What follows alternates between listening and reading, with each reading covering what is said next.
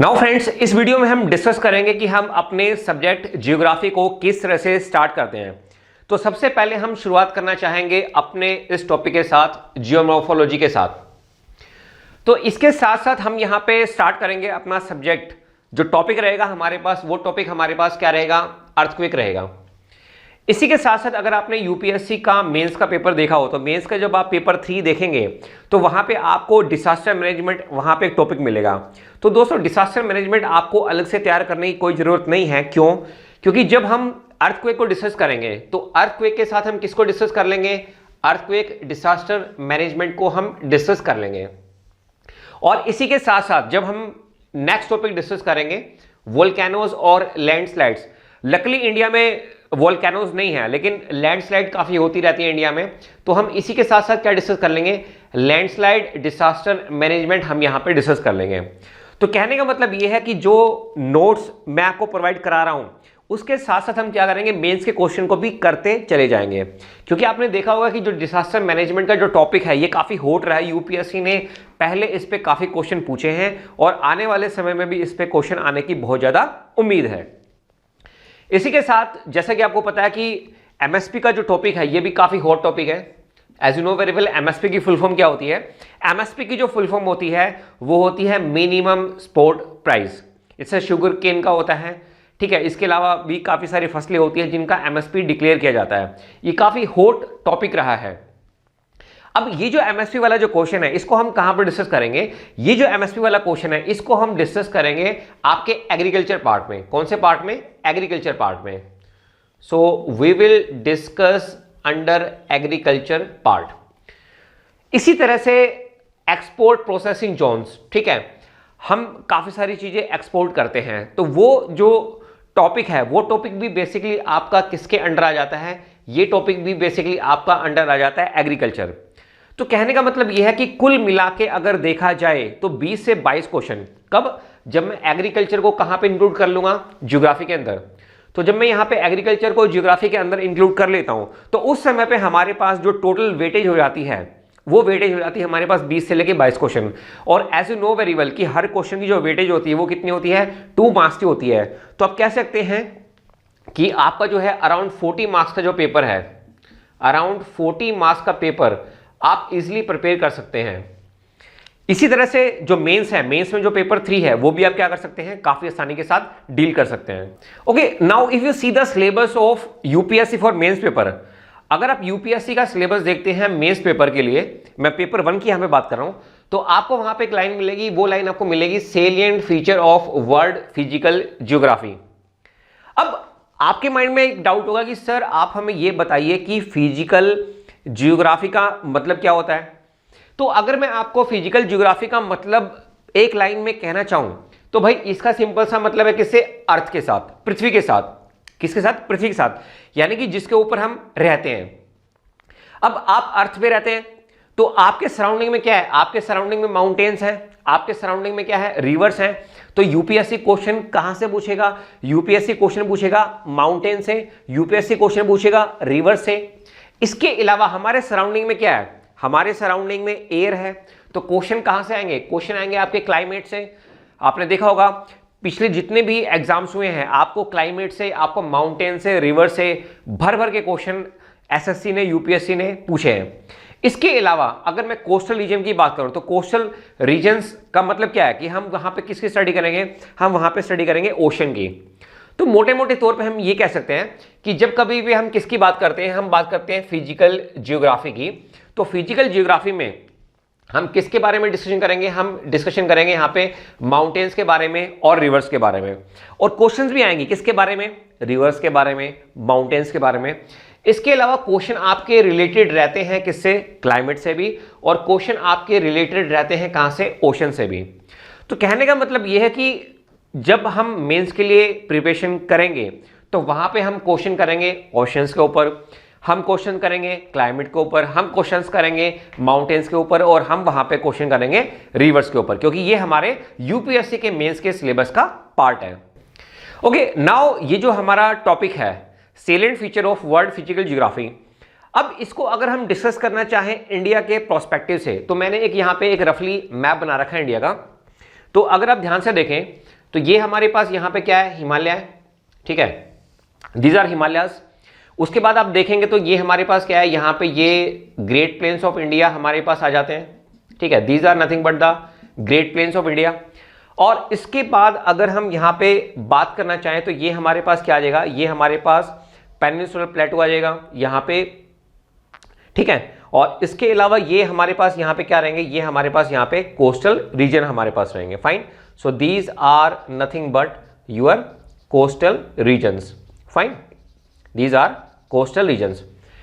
तो हम यहाँ पे जो डिस्कशन कर रहे थे वो हम कर रहे थे किसका, फिजिकल जियोग्राफी का। तो मैंने आपको बताया था कि भाई फिजिकल जियोग्राफी का जो मतलब होता है वो किससे होता है, अर्थ से होता है। उस पर हमने डिस्कशन किया था किसके बारे में, माउंटेन्स के बारे में, रिवर्स के बारे में, क्लाइमेट के बारे में, ओशंस के बारे में। अब इसी को मैं थोड़ा सा अपने इंडिया के प्रोस्पेक्टिव में डिस्कस करना चाहता हूं। अब ये यहां पे हिमालय है। अब now you know very well these Himalayas are different from the great plains of India. ये जो हिमालय है हमारे पास, ये ग्रेट प्लेन्स ऑफ इंडिया से क्या होगा, अलग होगा। और इसी तरह से मैं कह सकता हूं कि हमारे पास जो ग्रेट प्लेन्स ऑफ इंडिया है वो किससे अलग होंगे, वो हमारे पास पेनिनसुलर प्लेटो से अलग होंगे। अब ये अलग कैसे हो सकते हैं, अगर मैं हिमालय की बात करूं और इस प्लेटो की बात करूं तो ये अलग कैसे हो सकते हैं, they are different maybe in terms of rock, they are different maybe in terms of height, या फिर आपने देखा होगा कुछ किसी पर्टिकुलर एरिया में क्या होता है, कुछ मिनरल्स वहां पे अलग मिल जाते हैं, फाइन।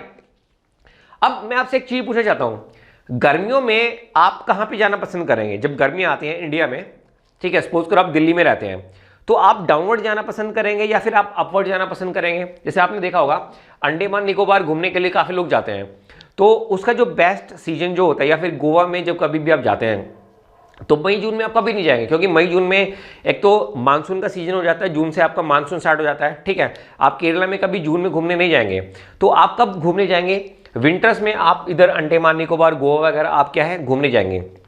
लेकिन मैं यहाँ पे बात कर रहा हूँ समर्स की, तो समर्स में आप कहाँ पे जाना पसंद करेंगे, समर्स में आप पसंद करेंगे हिमाचल में जाना, है ना, कसोली जो भी आपका जो भी फेवरेट प्लेस हो आप वहाँ पे जाना पसंद करेंगे।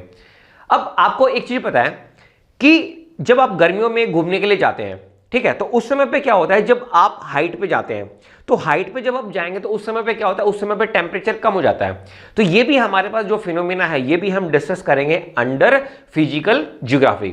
तो कहने का मतलब यह है कि मोटे मोटे तौर पे अगर मैं वर्ड फिजिकल जियोग्राफी को बांटना चाहूं तो मैं इसको 3 पार्ट में बांट सकता हूं। एक हमारे पास क्या हो जाएगा, जियोमॉर्फोलॉजी, एक हमारे पास क्या हो जाएगा, क्लाइमेटोलॉजी, और एक हमारे पास क्या हो जाएगा, ओशियनोग्राफी। इसलिए जब कभी भी आप देखेंगे यूपीएससी के जो क्वेश्चंस आते हैं, चाहे वो हम प्री की बात करें या फिर किसकी बात करें, मेंस की बात करें, तो वो एरिया कौन सा रहेगा, एरिया आपके पास रहेगा जियोमॉर्फोलॉजी, एरिया आपके पास रहेगा क्लाइमेटोलॉजी, एरिया आपके पास क्या रहेगा, ओशियनोग्राफी। तो ये जो एरिया है हमें क्या करना है, इन एरिया को डिटेल में हम क्या करेंगे, यहां पे डिस्कस करेंगे। नाउ अगर आप डाउनवर्ड एरिया में जाते हैं, डाउनवर्ड एरिया का मतलब क्या है कि अगर मैं बात करना चाहूं साउथ ईस्ट महाराष्ट्र के बारे में, तमिलनाडु के बारे में, कर्नाटक के बारे में, मध्य प्रदेश के बारे में, उड़ीसा के बारे में, तो वहां पे हमारे पास जो कलर ऑफ सॉइल होता है वो हमारे पास क्या होता है, रेडिश इन कलर होता है। इसी तरह से आप देखेंगे इंडिया के डिफरेंट पार्ट में जो सॉइल का जो कलर है वो अलग अलग है। जैसे अगर मैं बात करना चाहूँ जम्मू कश्मीर की, तो जम्मू कश्मीर में कुछ एरिया में आपको जो सॉइल का जो कलर मिलेगा वो आपको क्या मिलेगा, ब्राउन कलर का मिलेगा, उसको ब्राउन अर्थ भी बोला जाता है। फाइन, जैसे कथुआ एक एरिया है, काफ़ी फेमस न्यूज़ में रहा था कथुआ एरिया जो है, तो वहाँ पे जो सॉइल है वो किस कलर की है, वो ब्राउन कलर की है। लेकिन कुछ एरिया में जम्मू कश्मीर में आपको जो सॉइल मिलेगी वो आपको कैसी मिलेगी, वो आपको मिलेगी लाइटर येलोइश। नागपुर में आपको जो सॉइल मिलेगी उसका जो कलर है वो आपको क्या मिलेगा, ब्लैक मिलेगा। और इसी तरह से जैसे मैंने आपको बताया साउथ ईस्टर्न महाराष्ट्र में, तमिलनाडु, टीएन का मतलब क्या है, तमिलनाडु, कर्नाटका, ठीक है, मध्य प्रदेश, उड़ीसा, वहां पे आपके पास जो कलर ऑफ सॉइल रहेगा वो रेड कलर की रहेगी, या फिर आप उसको क्या बोल सकते हैं, रेडिश भी बोल सकते हैं। तो ये जो हमारे पास सॉइल का जो पार्ट है वो भी हमारे सिलेबस में आता है। अब ये अलग अलग कलर के क्यों हैं, हमारे पास जो सॉइल है उसका जो कलर है आप देखेंगे इंडिया में कुछ किलोमीटर के बाद आपकी जो सॉइल है उसका कलर चेंज हो जाता है। अब इसका मोटा मोटा रीजन ये होगा, maybe they are different in terms of rock अलग अलग रही होंगी उसकी वजह से। जैसे अगर मैं बात करना चाहूँ रेडिश कलर है, तो रेडिश कलर किसकी वजह से हुआ होगा, because of the presence of iron. Obviously बात है, अगर कहीं पर रेडिश कलर है तो वहां पे जो रॉक है, रॉक हमारे पास क्या रही होगी, उसमें आयरन ज्यादा रहा होगा। इसी तरह से अगर हमारे पास सॉइल कहीं पे ब्लैक है तो ब्लैक का मतलब क्या है कि वहां पे आपके पास जो बसाल्टिक रॉक है वो वहां पर रही होंगी। सो इसी तरह से हम क्या करेंगे, इसी वर्ल्ड फिजिकल ज्योग्राफी में भी हम सॉइल्स को क्या करेंगे, काफी डिटेल में हम डिस्कस करेंगे। Okay, now if you see the next line of your main syllabus, अगर आप अपने मेंस के सिलेबस की नेक्स्ट लाइन को देखेंगे तो वहां पर जो टॉपिक लिखा हुआ है वो क्या लिखा हुआ है, डिस्ट्रीब्यूशन ऑफ की नेचुरल रिसोर्सेज अक्रॉस वर्ल्ड। तो अगर आप ध्यान से देखें तो इस वर्ड को लेके आपके माइंड में बहुत सारे डाउट होंगे। आप कहेंगे कि सर हमें इतने सारे नेचुरल रिसोर्सेज करने हैं और वो भी वर्ल्ड के सारे करने हैं, तो इससे तो हमारा जो सिलेबस है वो बहुत ज़्यादा बढ़ जाएगा। तो ऐसा नहीं है, यूपीएससी कभी भी अनडिफाइंड वे में क्वेश्चन नहीं पूछता है। उसने यहाँ पे लिखा हुआ है डिस्ट्रीब्यूशन ऑफ की नेचुरल रिसोर्सेज। तो कहने का मतलब ये है कि जो की नेचुरल रिसोर्सेज है, जैसे अगर मैं बात करना चाहूँ कोयल के बारे में, तो यूपीएससी आपसे क्वेश्चन पूछेगा किसके बारे में, कोयल के बारे में। वो आपसे पूछेगा किसके बारे में, स्टील के बारे में। वो आपसे पूछेगा क्वेश्चन किसके बारे में, कॉटन के बारे में। वो आपसे क्वेश्चन पूछेगा किसके बारे में, coffee trade in the world के बारे में। ठीक है, अब इसी के साथ साथ यूपीएससी ने ब्रैकेट में लिखा हुआ है साफ साफ तौर पे इंक्लूडिंग साउथ एशिया और इंडियन सब कॉन्टिनेंट, यानी कि हम इसके ऊपर भी फोकस करेंगे। तो आपको टेंशन लेने की कोई आवश्यकता नहीं है। मैंने आपको जो नोट्स प्रिपेयर किए हैं, जो हैंड रिटन नोट्स हैं, उसमें मैंने साउथ एशिया का और इंडियन सब कॉन्टिनेंट का काफी अच्छे से ध्यान रखना है।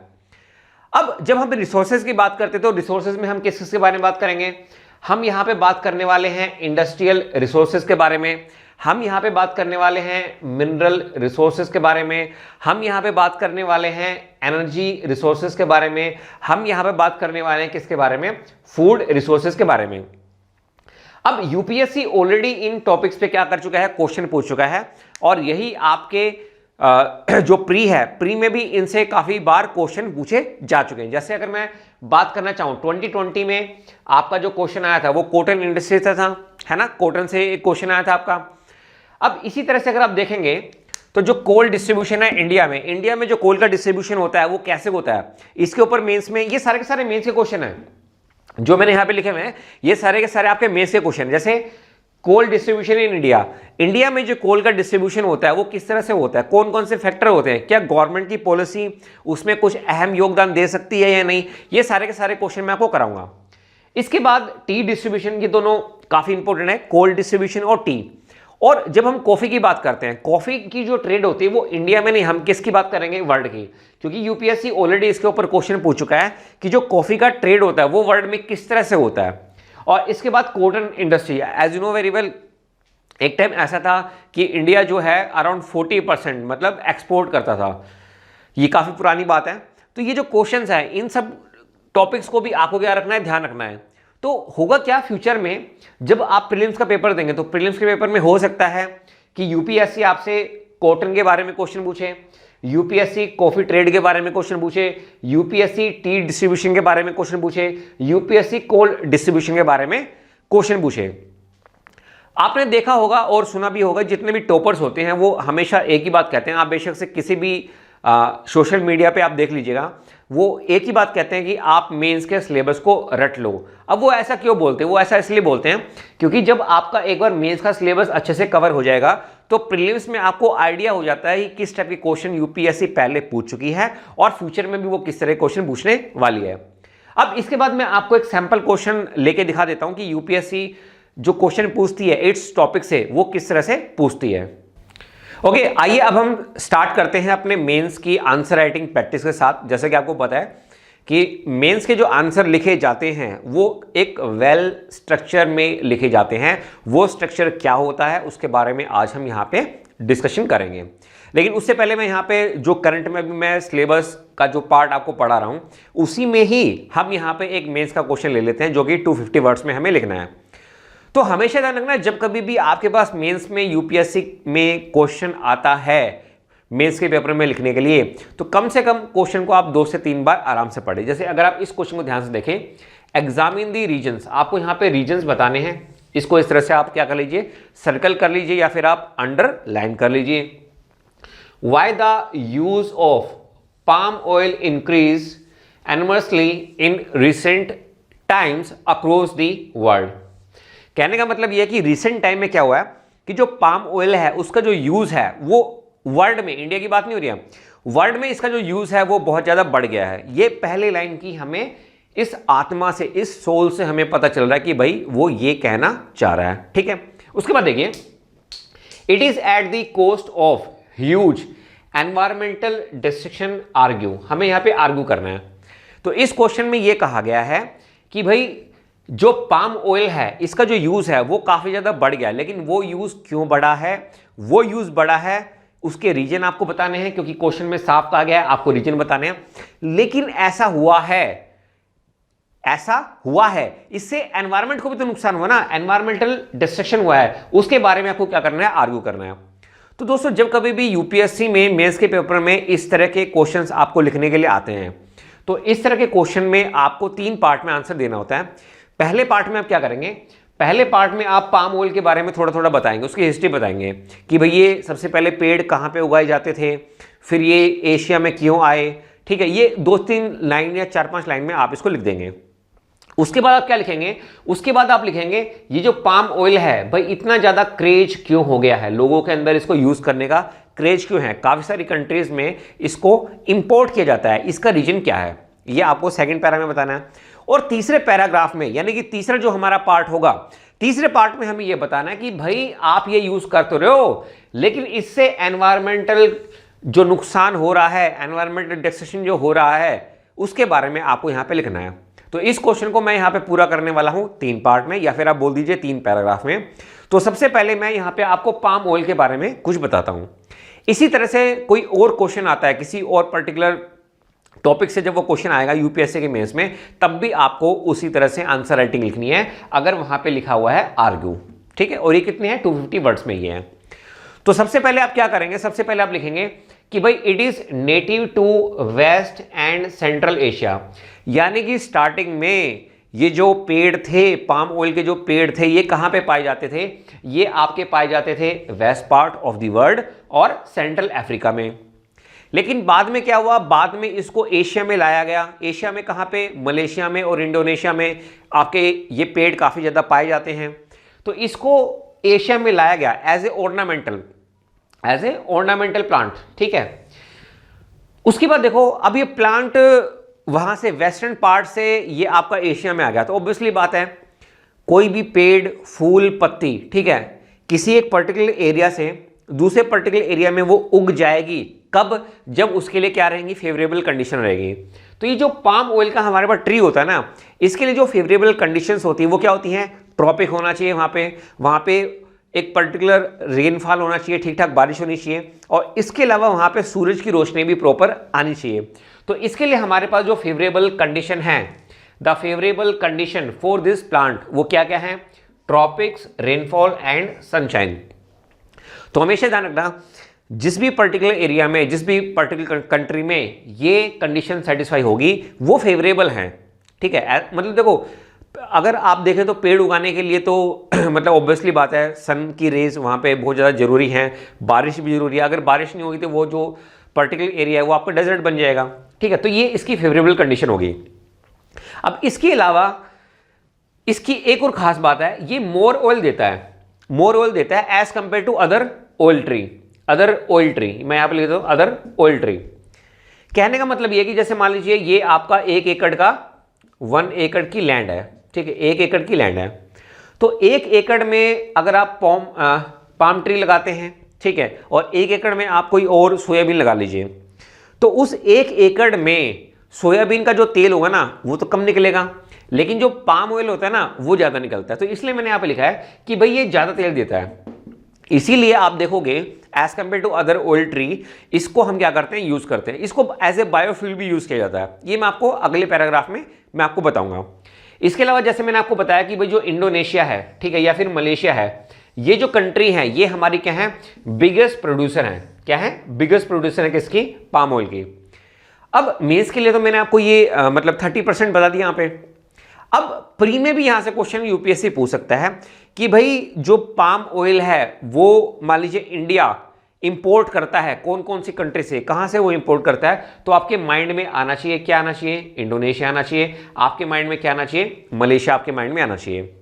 तो इस तरह से क्या करना है, इस हम क्वेश्चन के आंसर को क्या करेंगे, वेल फॉर्म में स्ट्रक्चर करेंगे। आइए अब हम बात कर लेते हैं इस क्वेश्चन के आंसर के सेकंड पार्ट के बारे में। तो सेकंड पार्ट में सबसे पहले आपको यहां पे हेडिंग डाली है, why so much craze form palm oil, और उसके बाद आपको लगा देना है क्वेश्चन मार्क। अब बहुत सारे स्टूडेंट के माइंड में ये डाउट होगा कि भैया क्या हम यहां पे इस तरह की स्टेटमेंट लिख सकते हैं? बिल्कुल लिख सकते हैं, क्योंकि भाई जो क्वेश्चन है, जब आप क्वेश्चन को पढ़ेंगे तो क्वेश्चन में खुद कहा गया है आर्गुमेंट आपको देना है। तो भाई आपको बताना तो पड़ेगा ना कि जो पाम ऑयल जो हम इस्तेमाल कर रहे हैं वो उसके लिए हर कंट्री में इतना क्रेज क्यों है, ये सब पॉइंट आपको बताने पड़ेंगे। तो अगर आप इस तरह की हेडिंग देते हैं तो उससे जो पेपर आपका चेक करेगा, जो भी टीचर आपका पेपर चेक करेगा, उसके माइंड में कोई भी नेगेटिव इंपैक्ट नहीं जाएगा, बल्कि पॉजिटिव इंपैक्ट जाएगा। वो क्यों, वो इन पॉइंट को डिस्कस करने के बाद आपको पता चल जाएगा। अब सबसे पहला पॉइंट आपको यहां पे क्या लिखना है, देखो ऑब्वियसली बात है, हम यहां पे पाम ऑयल ट्री के बारे में बात कर रहे हैं, ठीक है। तो उसके लिए जो लैंड की जो रिक्वायरमेंट होती है ना, वो काफी कम होती है, मतलब काफी कम में वो क्या करता है, काफी ज्यादा आपको आउटपुट दे देता है। ऐसा क्यों होता है? ऐसा इसलिए होता है क्योंकि हमारे पास ये जो पाम ऑयल ट्री होता है, इसके जो दो पार्ट होते हैं, एक कर्नल होता है, एक फ्लैश होता है। ये दोनों जो पार्ट होते हैं ये क्या करते हैं, ये ऑयल प्रोड्यूस करते हैं। इसकी फोटो भी मैं आपको दिखा देता हूं। तो अगर आप मेरे अभी राइट साइड में देख रहे हो, तो राइट साइड में जब आप देखेंगे तो इसमें आपको जो दो चीजें दिखाई गई हैं, फ्लैश और कर्नल, ये दोनों पार्ट क्या करते हैं, ये दोनों पार्ट ऑयल प्रोड्यूस करते हैं। इसलिए कम जगह में भी हम मैक्सिमम जो है ऑयल इस ट्री से हम ले लेते हैं। तो यही चीजें, यही पॉइंट मैंने आपको यहां पे लिखा है। तो पहले पॉइंट में मैंने आपको यही बताया है कि जो लैंड रिक्वायरमेंट है वो काफी कम है, ठीक है। अगर हमें एक गिवन अमाउंट ऑफ ऑयल को हमें क्या करना है, जनरेट करना है, तो धरती जो चाहिए यहां पे इस ट्री को उगाने के लिए, मतलब इस ट्री से तेल निकालने के लिए, वो हमें कम चाहिए। पहला पॉइंट क्लियर हो गया। दूसरा मैंने आपको बताया कि जो फ्लैश है और जो कर्नल है, ये दोनों के दोनों क्या करते हैं, ये ऑयल को प्रोड्यूस करते हैं। इसी वजह से हमारे पास जो है वो ऑयल ज्यादा आ जाता है। इसके अलावा इसकी एक और खास बात है, और वो खास बात क्या है कि इसमें से हम क्या कर देते हैं, इसमें से हम ग्लिसरीन को हटा देते हैं। अब जब आप ग्लिसरीन को इसमें से अच्छी तरह से आइसोलेट कर देते हो, तो बहुत सारी एप्लीकेशंस है जहां पे इसको इस्तेमाल किया जाता है। जैसे अगर मैं आपको बताना चाहूं तो ये कॉस्मेटिक्स में भी इस्तेमाल होता है। मैं आपको यहाँ पे कुछ लिंक मैं आपको यहाँ पे दे दूंगा डिस्क्रिप्शन में, तो वहाँ पे ये साफ साफ लिखा हुआ कि कॉस्मेटिक्स में पाम ऑयल का इस्तेमाल होता है, लेकिन डायरेक्टली नहीं, किसी और नाम के अंडर ये होता है। तो इसकी काफ़ी सारी एप्लीकेशन है, फार्मास्यूटिकल में इसकी एप्लीकेशन है, और इसके अलावा जो फोटोग्राफिक फिल्म्स आप इस्तेमाल करते हैं वहाँ पर भी इसकी एप्लीकेशन है। तो यही चीज़ मैंने यहाँ पर लिखी है, when glycerine was isolated from the oil, application multiplied in pharmaceutical, photography films, perfume et cetera, ठीक है। परफ्यूम में भी इसका इस्तेमाल होता है। ये पॉइंट मैंने यहाँ पे लिख दिया। इसके अलावा आपको जो फोर्थ पॉइंट आपको लिखना है वो आपको ये बताना है कि भी अराउंड 50% ऑफ यूरोपियन यूनियन, अगर हम यूरोपियन यूनियन की बात करें तो वहाँ पे जितने भी ट्रक चलते हैं, वहाँ पे जितने भी कारें चलती हैं, वहाँ पे जो बायोफ्यूल, बायोडीजल जो इस्तेमाल किया जाता है वो कुछ नहीं होता है, वो पाम ऑयल होता है। तो इसको याद करने का सबसे बढ़िया तरीका क्या है कि आपका जो भी दोस्त है, ठीक है, आपका जो भी फ्रेंड है, या फिर आप अपने फैमिली मेंबर के साथ भी डिस्कस कर सकते हैं, तो आप उनको बता सकते हैं कि जो पाम ऑयल ट्री है इससे जो तेल निकलता है, और आपकी जो यूरोपियन यूनियन में जो कार और जो ट्रक चलते हैं, तो यही जो तेल होता है ये बायोडीजल के फॉर्म में इस्तेमाल किया जाता है। तो इस तरह से आप क्या कर सकते हैं, इसको याद रख सकते हैं। और इसके अलावा एक और पॉइंट मैं आपको बताना चाहूँगा कि वर्ल्ड की 1/3 ऑफ द जो ग्लोबल कंजम्पशन है वो ये तेल पूरी कर देता है। तो यही चीज़ मैंने आपको याद लिखी है, around 50% of European Union palm oil is to power car and trucks. तो यूरोपियन यूनियंस में जो कार चलती हैं, जो ट्रक चलती हैं, 50% भाई अपना यही बायोडीजल इस्तेमाल होता है, जो कि किससे बनता है, आपका पाम ऑयल ट्री से बनता है। अब ये प्रीलिम्स में भी क्वेश्चन आ सकता है कि भी ऐसा कौन सा ऑयल ट्री है जिसका जो ऑयल है वो बायोडीजल फ्यूल में इस्तेमाल हो सकता है। अब सोयाबीन का तो आप इस्तेमाल कर नहीं सकते, बात समझ पा रहे हैं। तो आंसर आपके पास क्या आएगा, आंसर आपके पास आएगा पाम ऑयल ट्री। इतना क्लियर होगा आपको यहाँ पे। अब इसके बाद हम बात कर लेते हैं, आप जैसे कि मैंने आपको बताया, ये भी आपको लिखना है, around 1/3 of the global consumption, सिर्फ यही आपका तेल पूरी करता है। ये सब पॉइंट आपको यहाँ पे लिखने हैं। फिर लास्ट में आपको बताना है कि भाई अब पूरे वर्ल्ड में मान लीजिए 100% अगर ऑयल इस्तेमाल हो रहा है, पाम ऑयल की बात हो रही है यहाँ पे, तो उसमें से तकरीबन 17% कौन इस्तेमाल करता है? इंडिया। मतलब इंडिया जो है 17% कंजम्पशन करता है, ये आपको यहाँ पे लास्ट में लिखना है। India uses the most 17% of the global total. ये चीज आपको यहाँ पे, एक तो ये इंडिया जो है ये आपको यहाँ पे लिखना है, ठीक है। और दूसरा यहाँ पे कुछ टेक्निकल वर्ड हैं, जैसे फ्लैश है और कर्नल है, आप इनको याद कर लेना। तो जब आप इन दोनों चीजों को यहाँ पे लिखेंगे, अगर एग्जामिनर की नजर इस पे पड़ गई तो जितने भी नंबर वो अभी तक दे रहा था पेपर चेक करते हुए, मान लीजिए 15 नंबर का क्वेश्चन है, वो 6-7 या 7.5 नंबर वो अगर दे रहा था, तो अगर आपने ये चीजें लिख दी हैं इसके अंदर, तो वो आपको जो नंबर है वो ज्यादा भी दे सकता है।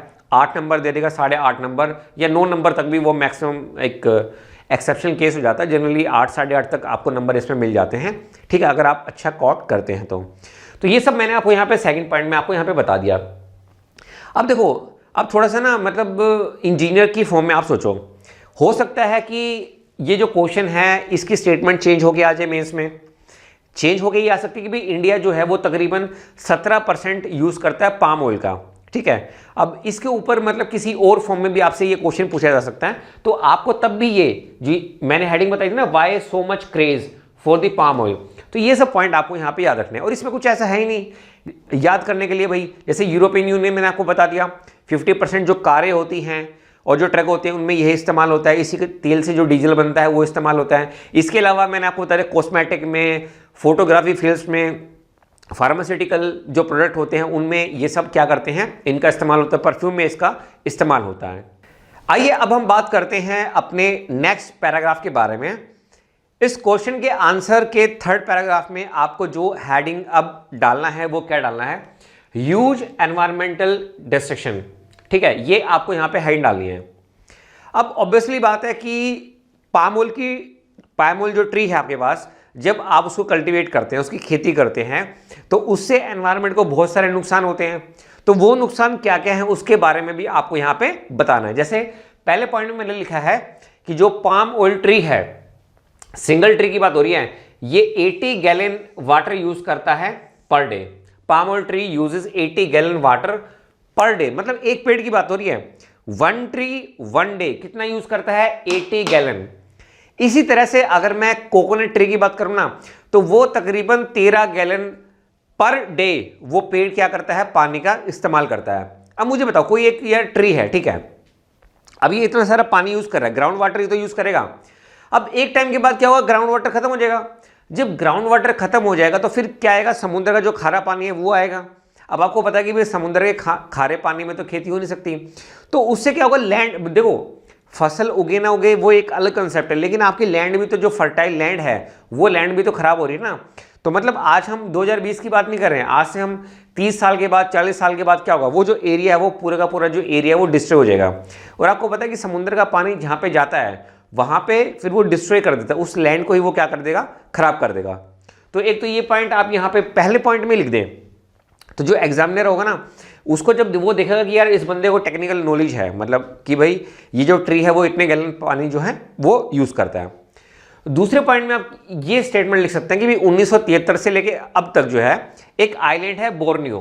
क्या है आइलैंड का नाम, क्या है, बोर्नियो। अब पहले तो मैं आपको इस आइलैंड के बारे में बता दूं, ये 3 कंट्री में शेयर होता है। मतलब ये जो आइलैंड है ना, एक इंडोनेशिया है, एक आपका मलेशिया, एक ब्रुनाई है। ब्रुनाई जो है ना, ब्रुनाई, वो तीनों में आपका ये मिलके इसका जो पार्ट है वो तीनों उसमें कंट्री में आपका आ जाता है जो है, ठीक है। अब 1973 से लेके अब तक आपके 16,000 square miles rain forest destroy हो चुके हैं। अब वहां के जो लोग हैं ना, वो भी लोग क्या चाहते हैं कि भाई जो फॉरेस्ट है ना उनको हटाओ, लैंड को क्या करो, फ्लैट करो। लैंड फ्लैट होगी, उसके बाद क्या करेंगे, वहां पे हम पाम ऑयल ट्री हम वहां पे लगा दें, क्योंकि भाई इसकी जो खपत है, एडिबल ऑयल है, वेजिटेबल्स वगैरह में भी ये यूज हो जाता है, तो इसको हम क्या करेंगे, बेचेंगे। इसलिए आप देखेंगे कि इस एरिया में वहां के जो लोग हैं वो क्या करते हैं, फॉरेस्ट में अब देखो हमेशा तो बारिश होगी नहीं, कुछ वहाँ के सूखी पत्तियाँ भी रहेंगी, तो वो क्या करते हैं धीरे धीरे आग लगा देते हैं। और फॉरेस्ट में क्या होता है ना, एक बार जब आग लग जाती है ना, फिर जब हवा चलती है तो वो जो सूखी घास है ना, उससे जो आग जब बड़ी हो जाती है, आपने देखा हो ना ऑस्ट्रेलिया में जब आग लगी थी तो उसमें भी ये होता, तो वो जो गीले पेड़ थे ना, पेड़ के पेड़ जल गए थे। तो ऐसा नहीं कि मतलब गीला अगर पेड़ है, मतलब उसके अंदर वाटर मॉलिक्यूल्स अगर ज़्यादा तो उसमें आग नहीं लग सकती। अगर फॉरेस्ट फायर बहुत तेज है, हवा बहुत तेज चल रही है, तो उनमें भी आग लग जाती है। तो यही चीज़ मैंने यहाँ पे लिखा है, since 1973 16,000 square miles rain forest destroy in Borneo. कहाँ पे? बोर्नियो में। अब ऑब्वियसली बात है, पीपल्स वहां पे क्या कर रहे हैं, फॉरेस्ट को क्लियर कर रहे हैं ताकि वो क्या कर सकें, कल्टीवेट कर सकें पाम ऑयल ट्री। इसके अलावा इंडोनेशिया में भी फॉरेस्ट फायर हुआ था, अगर आपको पता हो 2015 में। तो तकरीबन कितने लोग मारे गए थे? 12,000 लोग वहां पे मारे गए थे। तो ये सारे के सारे जो पॉइंट्स हैं वो आप यहां पे लिख सकते हैं। तो 250 वर्ड में आपको क्या करना है, आपको इस क्वेश्चन के आंसर को कंप्लीट करना है। तो मैंने आज यहां पे आपको एक आइडिया दे दिया है कि यूपीएससी मेंस के पेपर में जब कभी भी क्वेश्चन आता है तो आपको किस तरह से आंसर लिखना है। तो मैंने इसका जो आंसर है वो आपको 3 पार्ट में दिया है। पहले पार्ट में तो मैंने आपको थोड़ा सा इंट्रोडक्शन दे दिया उसके बारे में। दूसरे में मैंने बता दिया कि भाई हम क्रेजी क्यों हैं पाम ऑयल के लिए, ठीक है। और तीसरा मैंने आपको बता दिया कि भाई डिस्ट्रक्शन। तो इसमें कुछ टेक्निकल पार्ट आप यहाँ पे इस तरह से लिख सकते हैं। और लास्ट में जो है कंक्लूजन आप लिख सकते हैं कि भाई ठीक है हमें रेवेन्यू मिल रहा है, सब कुछ है, लेकिन लैंड भी तो डिस्ट्रॉय हो जाएगी। तो थोड़ी सी आप इसमें कहानी भी लिख सकते हैं। जैसे मैंने आपको बताया ना, अब ये पानी यूज हो रहा है, तो आपके माइंड में एकदम आ जाना चाहिए भी ग्राउंड वाटर ये ट्री यूज कर रहा है। अब ग्राउंड वाटर वो यूज कब तक करेगा? कुछ टाइम तक ही तो करेगा। उसके बाद क्या होगा? उसके बाद जो समुद्र का जो पानी है वो आएगा और वो जो फर्टाइल लैंड है उसको वो क्या कर देगा? डिस्ट्रॉय कर देगा। और यहाँ के जो लोग हैं वो भी क्या कर रहे हैं, वो भी जो फॉरेस्ट हैं उनको क्या कर रहे हैं? जला रहे हैं। तो आई होप दोस्तों अभी जो ये हमारी जो सीक्वेंस चल रही है ज्योग्राफी की, इसमें मैं आपको पूरा यूपीएससी के हिसाब से लेके चल रहा हूँ, ठीक है। इसके अलावा भी अगर आप किसी और सब्जेक्ट के लिए प्रिपरेशन कर रहे हैं, छोटे मोटे लेवल के एग्जाम के लिए कर रहे हैं जहाँ पे जियोग्राफी या फिर मैप इसमें आता है, तो वो भी हम काफ़ी अच्छे से क्लियर करेंगे। तो ये आप मेरे ऊपर छोड़ दीजिए, पूरा का पूरा जो सब्जेक्ट है वो काफ़ी डिटेल में पढ़ाया जाएगा और काफ़ी अच्छे तरीके से आपको कराया जाएगा।